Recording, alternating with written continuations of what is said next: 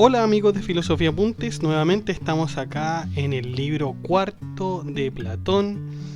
Hemos visto muchísimas cosas y lo curioso es que todavía no podemos dar con el concepto de justicia y tampoco vamos a dar con algunas pistas en este libro, pero en realidad en donde vamos a ver realmente la definición de justicia será en el quinto libro. Ahora en el libro cuarto tenemos que ver algunas cosas relacionadas con la ciudad y relacionadas con el alma. Y sobre todo con el alma en cuanto a la virtud que tiene el alma. Así que va a ser un tema muy interesante hoy. Vamos inmediatamente a lo que nos compete. Recordemos que la vida que describía Sócrates en el libro anterior tenía que ser una vida que fuera en común. Es decir, el guardián debe vivir una vida en común. Sin embargo, Adimanto le objeta que si así fuera la vida del guardián, entonces sería una vida sin felicidad. Al no poseer dinero ni tampoco una propiedad que le pertenezca, solo trabajará a sueldo por la ciudad y eso no lo pondrá para nada contento. Por otro lado, hay que añadir que estos tampoco recibirían un salario, por lo tanto, nadie sería feliz en esa ciudad. Sin embargo, Sócrates dice que si fuera de otra forma, solo algunos podrían obtener provechos, y la idea de que la ciudad sea feliz es que todos saquen provecho de ella y no solamente una parte de la ciudad. Todo ciudadano debe participar de la habilidad que la naturaleza le ha otorgado, como habíamos dicho en lo del mito de los metales, ¿se acuerdan? Si solo hay felicidad para unos pocos, entonces no obtendremos una ciudad feliz. La idea es que todos sean felices y por lo tanto todo tiene que ser en común. Sin embargo, Adimanto además aclara que es difícil que se pueda fundar una ciudad de ese estilo. Sócrates dice que lo mejor para fundar esta ciudad deberá estar cimentado en la educación y la crianza. Para esto, no solo la propiedad debe ser común entre los ciudadanos, sino que también los hijos y las mujeres. La educación debe ser como la descrita en el libro anterior, eso sí, sin instalar ninguna innovación a la ciudad. Eso corrompería el estado natural de la ciudad. ¿Qué quiere decir esto? Que por ejemplo, si usted tiene una mujer en común, o sea, esa es mi mujer, pero también es la mujer de otro, ese es mi hijo, pero también es el hijo de otro. Es decir, todo se mezclaría, ¿no es cierto? Todo sería de todos. Como lo habíamos dicho en el libro anterior, esto se asemeja mucho a las ideas comunistas. Es necesario, se dice, que a los niños desde muy pequeños se les enseñe el respeto a las leyes. De lo contrario, los excesos que estos puedan provocar pueden incidir en el ordenamiento de la ciudad y llevarla al caos. Por lo tanto, las primeras leyes para los niños son las siguientes. 1. Respetar a sus mayores. 2. Respetar a sus propios padres. Y 3. El silencio ante personas de más edad. Las leyes obviamente necesitan atravesar por diversos cambios siempre que la ciudadanía lo exija así, puesto que cualquier error que se aparezca podrá ser modificado en la Constitución. En este punto llega Glaucón diciendo que ya es hora de investigar el tema que había quedado pendiente en cuanto a la justicia, que ya es hora, y sí, todos sabemos que ya es hora. Sócrates accede a ello y se propone investigarlo con todos los presentes. Primero, dice Sócrates, deben encontrarse 4 cualidades en la ciudad. Vuelve con la ciudad. La ciudad que aquí se revisará será la prudencia. Esa es la cualidad. Sócrates dice que la ciudad que están construyendo es bastante prudente, pero no lo es por los conocimientos que se abordan en dicha ciudad, sino por el número de habitantes que desempeñan un rol, es decir, distribuir la ciudad de manera tal que profesiones como la de artesano existan en mayor número que la de los guardianes, puesto que estos son los verdaderos jefes de la ciudad, los guardianes. Así, llama Glaucón y Sócrates una ciudad prudente en sus determinaciones, que cada uno, ¿no es cierto?, obtenga lo suyo, y que cada uno se dedique a sus propios negocios. Ese es uno. Entonces tenemos una primera virtud, ¿no es cierto?, que es la prudencia. Una primera virtud o cualidad, podríamos decir. Esa es la prudencia. El valor Vamos con el segundo. El valor como característica de la ciudad es fundamental, sobre todo en una guerra. El valor debe verse entendido en este aspecto como la educación que reciben los guardianes, tanto de la sociedad como de la crianza. Es decir, se les debe enseñar desde pequeño las cosas que hay que temer y las que no. La gimnasia y la música serían los elementos educadores donde se le enseñará a los guardianes a tener valor y por lo tanto a la ciudad. Por lo tanto, acá está, ¿no es cierto?, la segunda característica, el valor. Tenemos la prudencia y el valor. Vamos con la tercera. La moderación sería el tercer elemento que debiera tener la ciudad. Y Sócrates lo describe de esta manera, literalmente. La moderación es un orden y dominio que consiste en la contención de los placeres y en la concupiscencia, según la expresión de los que afirman ser dueños de sí mismos, aunque debo decir que desconozco sentido en el cual se lo expresa. Bueno, podemos pensar, ¿no es cierto?, que la moderación, tal como lo dijo, es un orden, un dominio de sí mismo en cuanto a la contención de los placeres. Podríamos dejarlo así para que ayudemos, ¿no es cierto?, a Sócrates. Sin embargo, dice Sócrates que ser dueño de sí mismo es ridículo debido a que al mismo tiempo ser esclavo de sí mismo, porque todas estas expresiones se refieren a una misma persona. Para resolver este dilema, Sócrates plantea que hay una parte en el ser humano que es buena y otra que es mala. Cuando la buena logra someter a la mala, somos dueños de nosotros mismos. Cuando la parte mala logra someter a la buena, somos esclavos de nosotros mismos y seremos llamados intemperantes. Así, ¿no es cierto?, entonces tenemos la moderación, que es el control de esta parte mala que tenemos. Un orden, ¿no es cierto?, con respecto a la concupiscencia o a los placeres. Una vez terminado el tercer aspecto de la ciudad, Sócrates y Glaucón se proponen analizar la justicia. Sócrates advierte que en realidad durante la larga conversación que han sostenido ya han hablado de la justicia, solo que no se han dado cuenta. Sócrates dice a Glaucón que la justicia consistía en que cada uno debía hacer lo suyo y no multiplicar sus actividades. Para que se pueda ver bien las virtudes de cada ciudad, debemos observar que cada ciudadano ejerza su propia profesión. Si un ciudadano como un zapatero quisiera hacer el trabajo de un alfarero, sería injusto que el zapatero lo hiciera, ya que los alfareros quedarían sin empleo. Por lo tanto, la justicia de la ciudad consistiría en que cada uno lleva a hacer lo suyo según su profesión. Se había dicho anteriormente que las 4 características fundamentales de una ciudad debían ser el valor, la moderación, la prudencia y la justicia. Sócrates nos dice que estas mismas características deben verse retratadas en el hombre justo, y así se crearía la ciudad perfecta. Sin embargo, acá hay un dilema fundamental. Este dilema es el que concierne al alma. La conversación se tornó un poco complicada, e incluso los dos dialogantes lo admiten así, Glaucón y Adimanto, pero siguen adelante en su investigación y concluyen que este capítulo de los ciudadanos es sobre estas características de la ciudad. Se confunde, ¿no es cierto? O sea, se dice que si hay buenos ciudadanos, hay una buena ciudad. Eso quiere decir.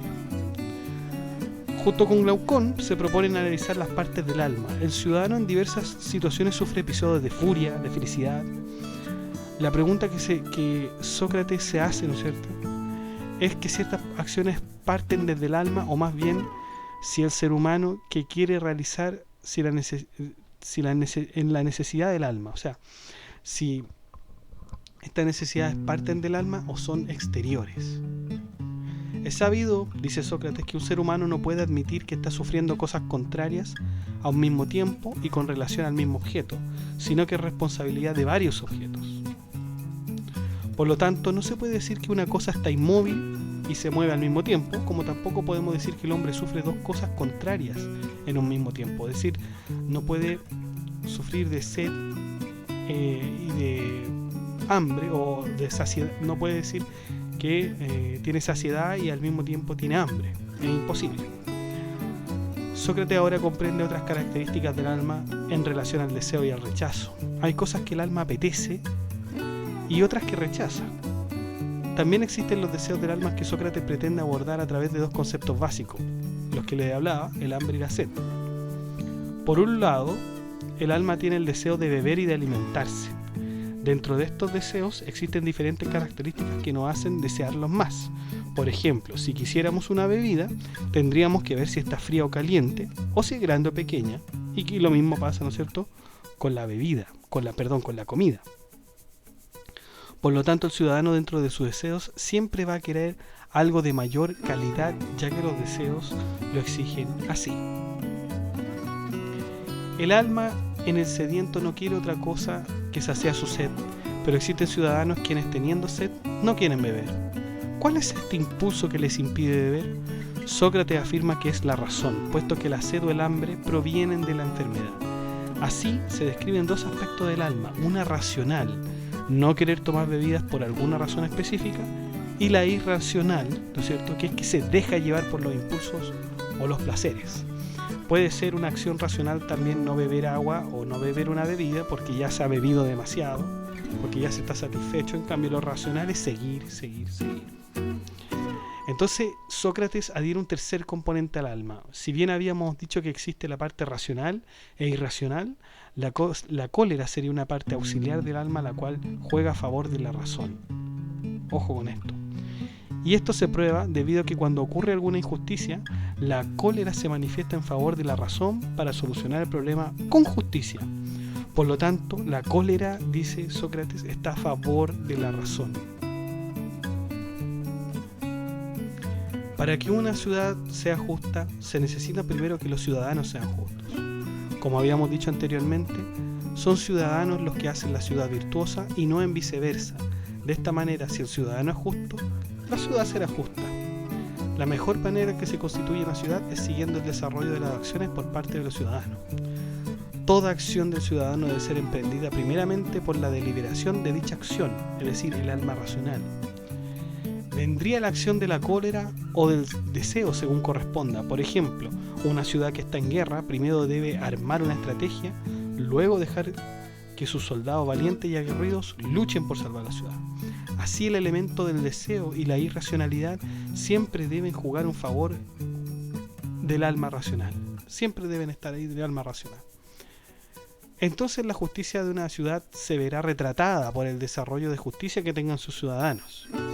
Es en este aspecto donde podemos encontrar la teoría moral de Platón, representada aquí como el equilibrio o el balance entre los componentes del alma y los de la ciudad, debido a que son similares. O sea, el equilibrio que tiene el ciudadano con respecto, ¿no es cierto?, a las funciones del alma son las mismas que después se van a ver reflejadas en la ciudad. Todo lo que sea contrario al valor, a la moderación, a la prudencia y a la justicia deberá ser llamado injusticia, así como también todas las disposiciones del alma que sean contrarias a las anteriormente establecidas tendrán que llamarse por injustas. Es de este modo que tendremos una ciudad injusta y a un ciudadano injusto.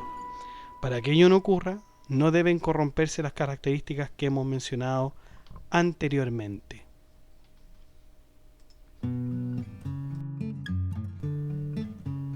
Chiquillos, no me quiero ir antes sin decirles lo importante que son las cosas que hemos visto hoy.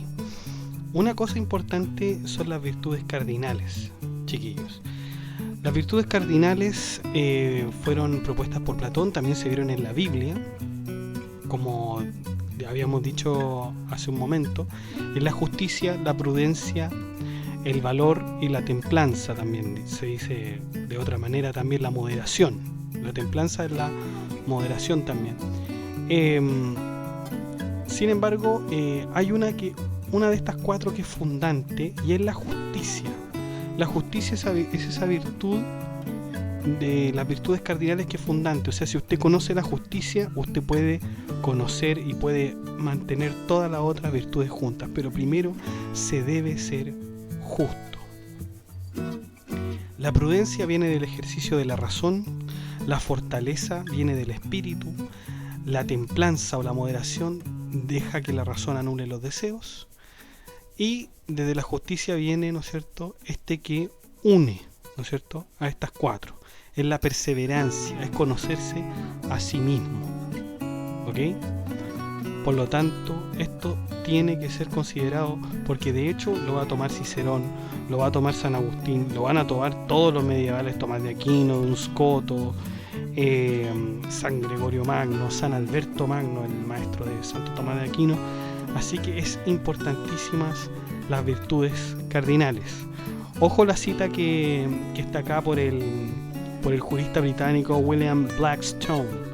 Dice: la ley es una ciencia la cual emplea en su teoría las más nobles facultades del alma y las ejerce en su práctica con las virtudes cardinales del corazón. Por lo tanto, a no olvidar, ¿no es cierto?, las importancias que tiene cada virtud cardinal y sobre todo la justicia, chiquillos. Por otro lado, también me gustaría hablar de el orden que postula Platón, que es este orden de que cada uno debiera dedicarse a su propio trabajo.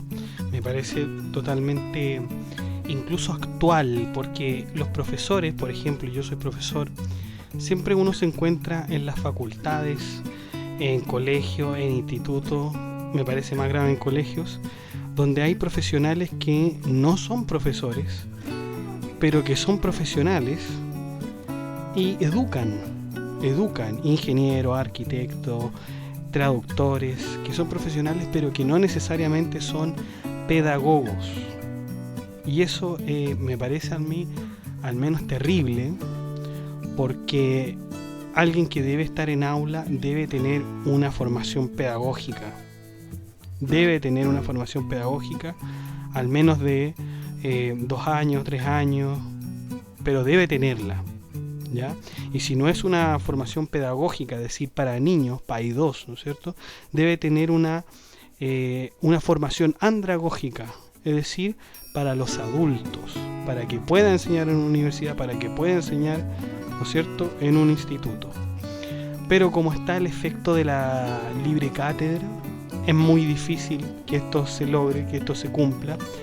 Pero lo que quiero plasmar es que este dilema, ¿no es cierto?, que plantea Platón es mucho más actual de lo que parece. Pareciera ser que todavía no se cumple esto de el pastelero a tu pastel, el zapatero a tu zapato, ¿no es cierto? Esa frase que son típicas, pero que también dicen mucho de alguna manera. Y bueno, chicos, terminamos otro capítulo de Filosofía Apuntes y otro libro, por lo tanto, de Platón. Bueno, nos quedamos todavía al debe, ¿no es cierto?, con el concepto de justicia, pero como había dicho en la introducción, este concepto será definitivo en el libro quinto, así que tengamos paciencia con el pobre Sócrates, que lo tienen lleno de preguntas, ¿no es cierto? Muchas gracias a todos por escuchar, que estén muy bien, cuídense y que tengamos más filosofía. Comenten, suscríbanse, den like, que estén muy bien.